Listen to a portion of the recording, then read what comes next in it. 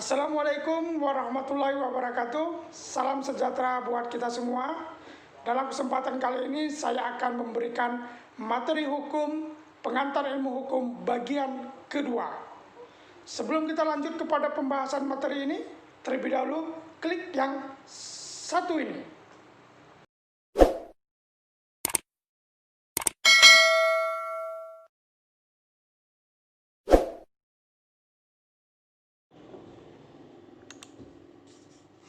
Halo, selamat datang kembali dalam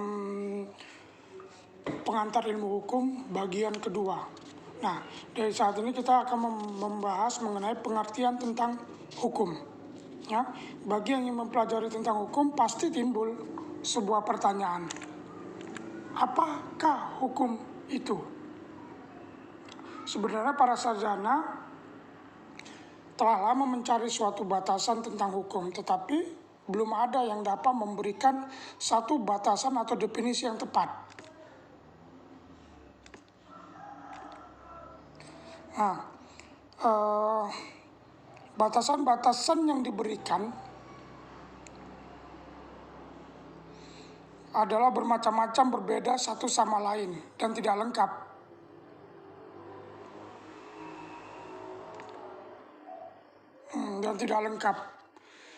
Para juris mencari sebenarnya suatu definisi mengenai pengertian tentang hukum.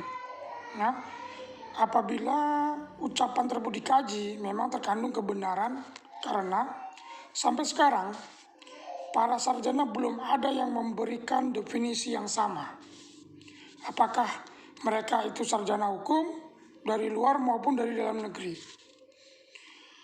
Dalam pengertian definisi tentang hukum, para sarjana meninjau hukum dari segi yang berbeda-beda, seperti dari segi sosial, sejarah, ekonomi, filsafat, dan sebagainya, sesuai latar belakang dari sejarah itu sendiri.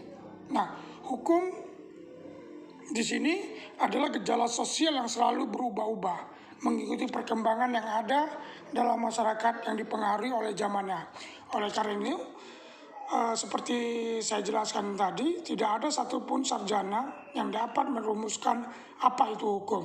Karena dari beberapa sarjana baik dalam maupun dan luar, itu masih tidak ada satu kesatuan mengenai apa pengertian hukum itu. Nah, hukum sebagai pengatur dan petunjuk dalam kehidupan masyarakat, sehingga hukum selalu sesuai dengan situasi dan kondisi masyarakat itu sendiri. Oleh karena itu, hukum dia berubah-ubah, menyesuaikan keadaan dan tempatnya. Nah, seperti pendapatnya Utrecht.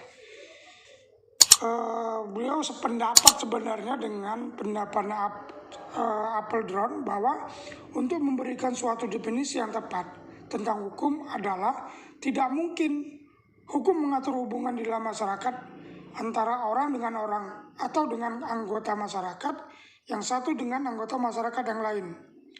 Bentuk hukumnya dapat lebih terinci lagi dalam bermacam-macam petunjuk, seperti kegiatan resepsi perkawinan, tempat kediaman, perjanjian-perjanjian, dan sebagainya.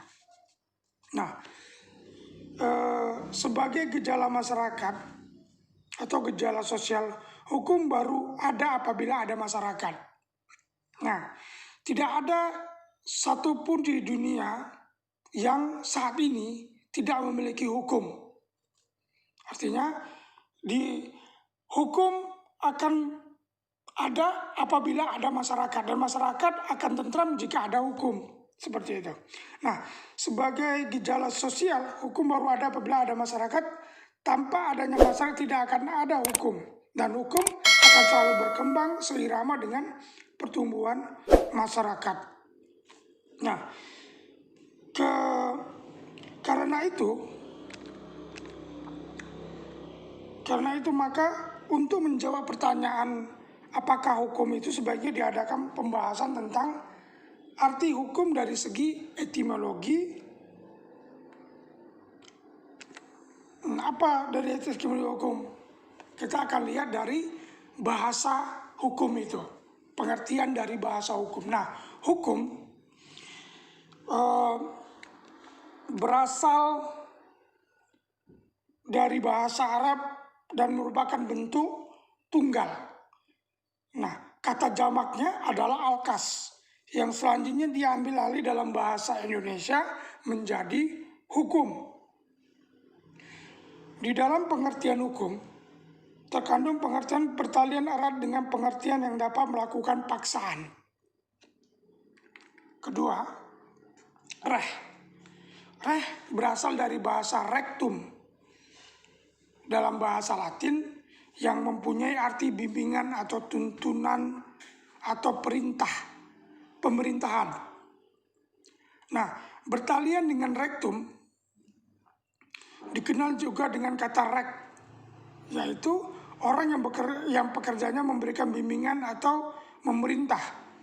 Rek juga dapat diartikan sebagai raja yang mempunyai regimen, yang artinya kerajaan. Nah, kata rectum dapat juga dihubungkan dengan kata directum, yang artinya orang yang mempunyai pekerjaan, bimbingan, atau mengarahkan. Kata-kata direktur atau rektum mempunyai arti yang sama, yaitu mempunyai pekerjaan bimbingan atau mengarahkan. Nah, kata reh atau bimbingan atau pemerintahan selalu didukung oleh kewibawaan. Seseorang yang membimbing, memerintah harus mempunyai kewibawaan. Kewibawaan mempunyai hubungan erat dengan ketaatan, sehingga orang yang mempunyai kewibawaan akan ditaati oleh orang lain. Dari kata reh tersebut timbullah juga istilah dari bahasa Belanda, gerechtigheid. Dalam bahasa Jerman berarti keadilan, sehingga hukum juga mempunyai hubungan erat dengan keadilan. Jadi dengan demikian reh dapat diartikan hukum yang mempunyai dua unsur penting, yaitu kewibawaan dan keadilan. Unsur segi etimologisnya, ius dari bahasa Latin berarti hukum, berasal dari bahasa Latin iubere, artinya mengatur atau memerintah. Perkataan mengatur dan memerintah itu mengandung dan berpangkal pokok pada kewibawaan. Nah, selanjutnya ius bertalian erat dengan iustititia atau keadilan. Pada zaman dulu, para orang Yunani Iustititia adalah diibaratkan atau dianalogikan sebagai dewi keadilan. Sebagai dewi keadilan yang dilambangkan sebagai seorang wanita dengan kedua mata tertutup, dengan tangan kirinya memegang neraca, dari tangan kanannya memegang sebuah pedang. Nah, dari simbol tersebut mempunyai arti kedua mata tertutup, yang memiliki arti bahwa ia dalam mencari keadilan tidak boleh membedakan terhadap si pelaku, apakah ia kaya, miskin, mempunyai kedudukan tinggi atau rendah. Dengan singkat dapat dikatakan bahwa di dalam mencari keadilan tidak boleh pandang bulu. Neraca, ia melambangkan keadilan. Dalam mencari dan menerapkan keadilan harus ada kesamaan atau sama beratnya. Sedangkan pedang adalah lambang dari keadilan, mengejar kejahatan dengan suatu hukum dan di mana perlu dengan hukuman mati. Nah, dari segi etimologi dapat disimpulkan bahwa ius yang berarti hukum bertalian erat dengan keadilan atau iustititia yang mempunyai tiga unsur: wibawa, keadilan, dan tata kedamaian. Nah, dari segi pengertian lex. Nah, lex berasal dari bahasa Latin dan berasal dari kata lecere. Lecere artinya mengumpulkan, ialah mengumpulkan orang-orang yang diberi perintah. Jadi di sini terkandung pula adanya hukum, ialah wibawa atau otoritas. Sehingga kata lex yang berarti hukum sangat erat hubungannya dengan perintah dan wibawa. Nah, berdasarkan pengertian tersebut di atas, maka dapat disimpulkan bahwasannya dari segi etimologis, maka pengertian hukum itu ya bertalian erat dengan keadilan, pengertian hukum itu bertalian dengan kewibawaan, pengertian itu bertalian erat dengan ketaatan yang selanjutnya menimbulkan kedamaian, pengertian hukum itu bertalian erat dengan peraturan dan arti peraturan yang berisi norma. Nah, definisi hukum oleh berbagai pakar. Sebagaimana saya sebutkan tadi bahwasanya definisi hukum itu membuat definisi hukum itu ada sulit dan sampai sekarang masih dicari-cari. Seandainya ada kata yang mendefinisikan, maka di definisinya akan dipengaruhi latar belakang mereka masing-masing. Ya, tergantung dari mana ia melihat sudut pandang definisi hukum tersebut. Misalnya Profesor Dr. Piporis itu menyebutkan hukum ialah keseluruhan peraturan bagi kelakuan atau perbuatan manusia di dalam masyarakat yang pelaksanaannya dapat dipaksakan dan bertujuan mendapatkan tata atau keadilan. Nah, dari definisi hukum dapat dijalankan sebagai berikut. Ya. Hukum ialah merupakan peraturan atau norma yang ditunjuk atau pedoman hidup yang wajib ditaati oleh masyarakat manusia. Dengan demikian, hukum bukan kebiasaan. Norma hukum diadakan guna ditujukan pada kelakuan atau perbuatan manusia dalam masyarakat, dan demikian pengertian hukum adalah pengertian sosial di mana masyarakat di situ ada hukum. Pelaksanaan peraturan hukum itu dapat dipaksakan, artinya bahwa hukum mempunyai sanksi berupa ancaman dengan hukuman terhadap si pelanggar merupakan ganti rugi bagi yang menderita. Menurut Profesor Dr. Pankan, hukum keseluruhan peraturan hidup yang bersifat memaksa melindungi kepentingan manusia di dalam masyarakat.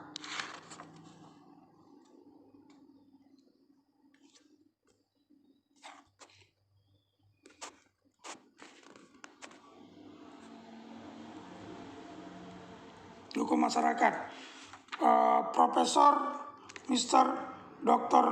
L.G. Van Apeldoorn, W. Levensbergen. Pertama-tama, hukum merupakan pengatur khususnya untuk pengaturan perbuatan manusia di dalam masyarakat.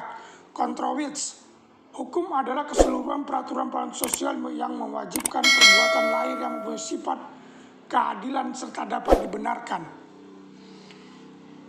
Profesor Paul Scholten, ya, untuk menjelaskan bahwa untuk mengerti tentang hukum tidak dapat dipisahkan dengan paham tentang kedudukan manusia di dalam masyarakat. Paham semacam ini disebut dengan paham individualisme. Sebaliknya ada anggapan yang mengatakan satu-satunya pihak yang harus diperhatikan oleh hukum ialah masyarakat, di mana individu dianggap tidak ada. Dengan demikian, individu tidak dipentingkan. Paham yang demikian ini disebut dengan universalisme dan biasa dianut oleh negara yang sifatnya diktator.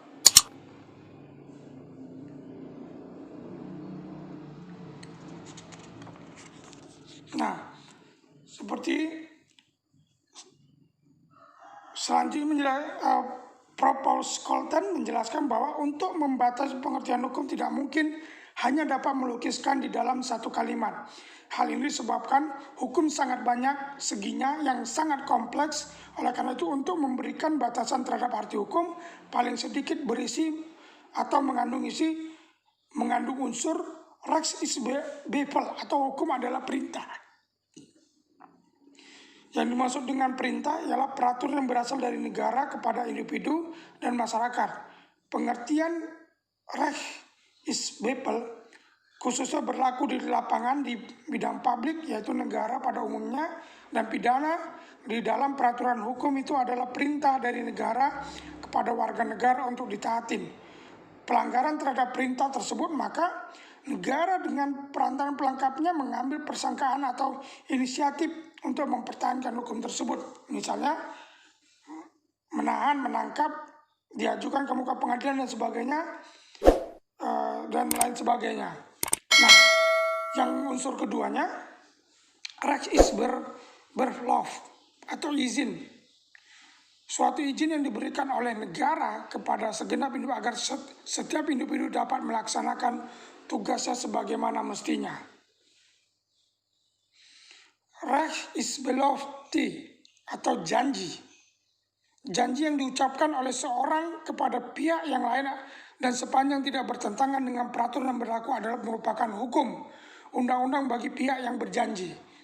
Ya. Dalam bahasa Latinnya disebut pacta sunt servanda. Artinya setiap janji harus ditepati. Di samping itu janji tidak selalu harus diucapkan, yang dalam hal demikian dapat diwujudkan dalam bentuk tertulis.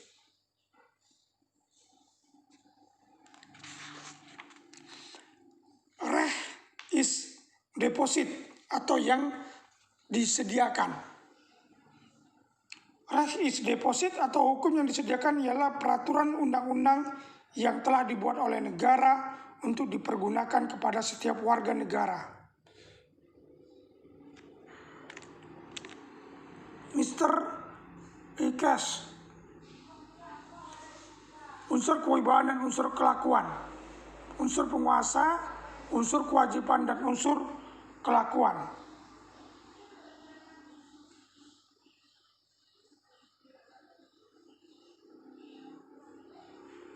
Nah, unsur penguasa di sini kewibawaan. Unsur penguasa di sini ya sejumlah orang atau kekuasaan oleh pemerintah dalam arti yang luas. Kekuasaan pemerintah yang didelegasikan kepada orang-orang tertentu tersebut tidak hanya kekuasaan di bidang perbuatan, peraturan atau legislatif, di bidang pelaksanaan, peraturan atau eksekutif, tetapi juga di bidang kekuasaan pengadilan atau judikatif. Unsur kewibawaan, ya ini setiap warga negara wajib taat kepada hukum atau peraturan dengan tidak memandang apakah seseorang sudah pernah membaca, mendengar atau belum tentang peraturan yang telah ditetapkan atau dikeluarkan oleh penguasa. Setiap orang dianggap mengetahui adanya hukum. Unsur kelakuan ialah bahwa bagi hukum yang penting ialah kenyataan. Misalnya kelakuan perbuatan manusia, hukum baru aktif atau berpindah apabila ternyata ada seseorang melanggar peraturan atau perbuatan yang bertentangan dengan peraturan. Akan tetapi, walaupun demikian perlu diselidiki terlebih dahulu mengapa seseorang sampai melakukan perbuatan yang dilarang sebelum hukum menindak. Hukum pertama melihat tindakan manusia dan kemudian baru melihat batinnya.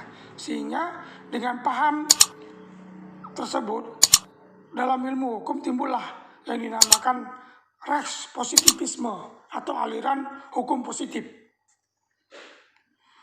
Rechtspositivisme dalam hukum adalah suatu paham yang mempunyai anggapan bahwa hukum hanya mempelajari dan menyangkut hak yang nyata atau fakta-fakta saja. Dengan kata lain, hukum adalah semata-mata desain atau fakta.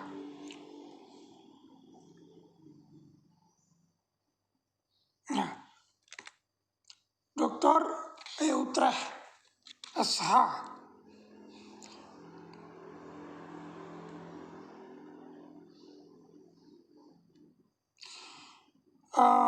beliau menyebutkan bahwa untuk memberikan definisi tentang hukum yang lengkap memang sulit. Namun demikian menurut Utrecht perlu adanya suatu pedoman untuk dipakai, pedoman atau pegangan tentang apakah hukum itu.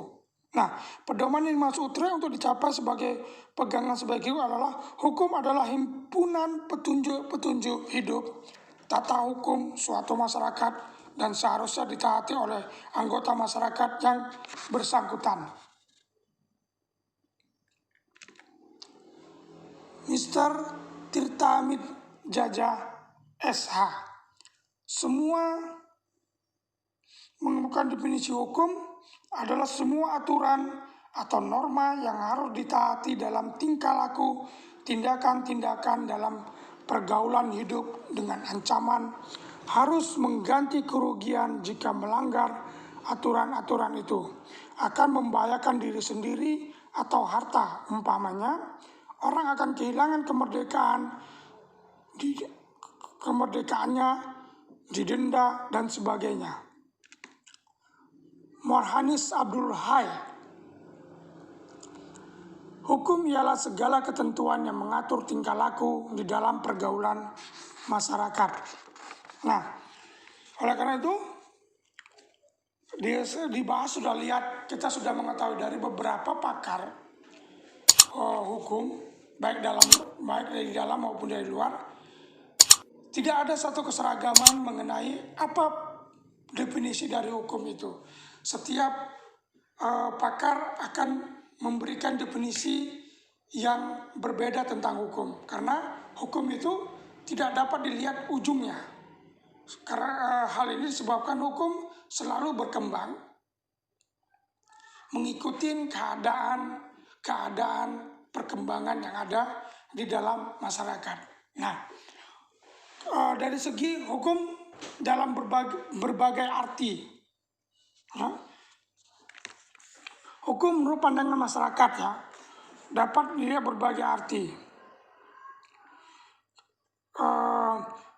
Sebelumnya kita membahas mengenai arti dari etimologi, maka di sini akan kita membahas mengenai hukum menurut pandangan masyarakat yang meliputi hukum dalam arti penguasa. Sebagai keputusan pengusaha, maka yang sekarang ini adalah pendelegasian kekuasaan pembentuk undang-undang, baik yudikatif, eksekutif, dan legislatif. Nah,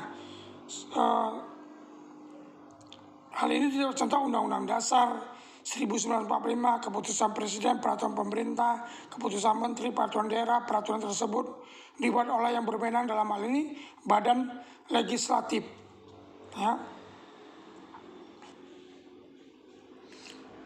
Kalau badan legislatif, hukum dalam arti petugas.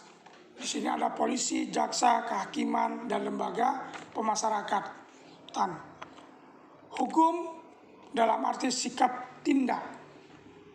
Sikap tindak yang ajak dan teratur, yang diartikan sebagai hukum, tidak seperti bekerjanya penegak hukum yang mengatur dan memaksa masyarakat. Maka bekerja sikap tindak ini tidak terasa. Hubungan antara anggota masyarakat berjalan biasa, dirasakan wajar serta rasional, seperti seorang yang membayar harga barang dan si pembeli merupakan orang yang berkesadaran hukum. Dalam hal ini misalnya orang naik bus tanpa diminta membayar harga barang, tanpa diminta bayar karcis karena orang yang sudah terbiasa dengan kejadian tersebut, dan sebagai suatu yang wajar, sikap tindak yang sah tersebut meluas serta berkaitan menjadi wujud pergaulan yang tertib dan teratur sehingga menjadi hukum. Di sini hukum bekerja dan mendorong masyarakat menjadi wujud sikap tindak yang teratur dan mapan. Hukum dari arti gejala sosial. Filsuf Yunani Aristoteles mengatakan bahwa manusia adalah John Politikon. Manusia makhluk yang hidup bermasyarakat.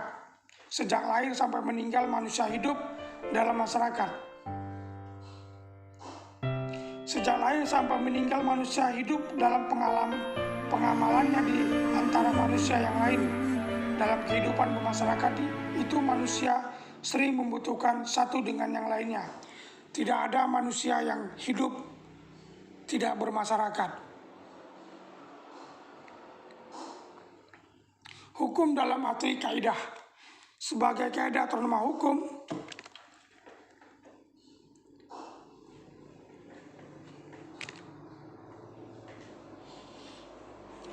hukum dirumus sebagai berikut. Ilmu hukum adalah himpunan petunjuk hidup, pemerintah, perintah, dan larangan-larangan yang mengatur tata tertib dalam suatu masyarakat dan seharusnya ditaati oleh negara masyarakat yang bersangkutan. Dengan demikian setiap anggota massa wajib mentaati petunjuk-petunjuk hidup sedemikian rupa, sehingga tata tertib dalam masyarakat dapat terpelihara sebagai kumpulan dari berbagai cabang ilmu pengetahuan antara lain ilmu kaidah, ilmu pengertian, dan ilmu tentang kenyataan sebagaimana telah saya jelaskan di dalam materi bagian pertama, pengantar ilmu hukum bagian pertama. Ilmu dalam arti disiplin. Dalam arti disiplin. Hukum meliputi ilmu hukum, politik hukum, dan filsafat hukum. Ini tidak saya jelaskan lagi karena telah saya jelaskan dalam materi pengantar ilmu hukum bagian pertama. Nah, hukum dalam arti ilmu hukum, yaitu hukum dalam arti sebagai ilmu hukum berarti ilmu tentang kaidah atau norma, yaitu ilmu yang menelaah hukum sebagai kaidah atau sistem kaidah-kaidah dengan dogmatik hukum dan sistematika hukum. Maka jelas bahwa dalam arti ini hukum dilihatnya sebagai ilmu pengetahuan atau yang merupakan karya manusia yang berusaha mencari kebenaran tentang sesuatu yang memiliki ciri-ciri sistematik, logis, empiris, metodis, umum, dan akumulatif.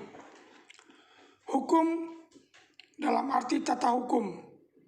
Hukum yang sedang berlaku di suatu negara, tata hukum biasanya juga disebut dengan positif. Hukum positif atau ius constitutum.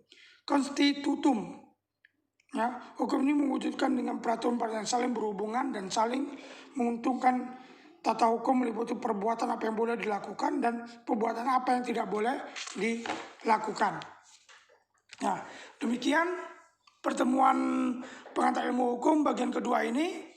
Akhir kata, saya ucapkan terima kasih. Assalamualaikum warahmatullahi wabarakatuh.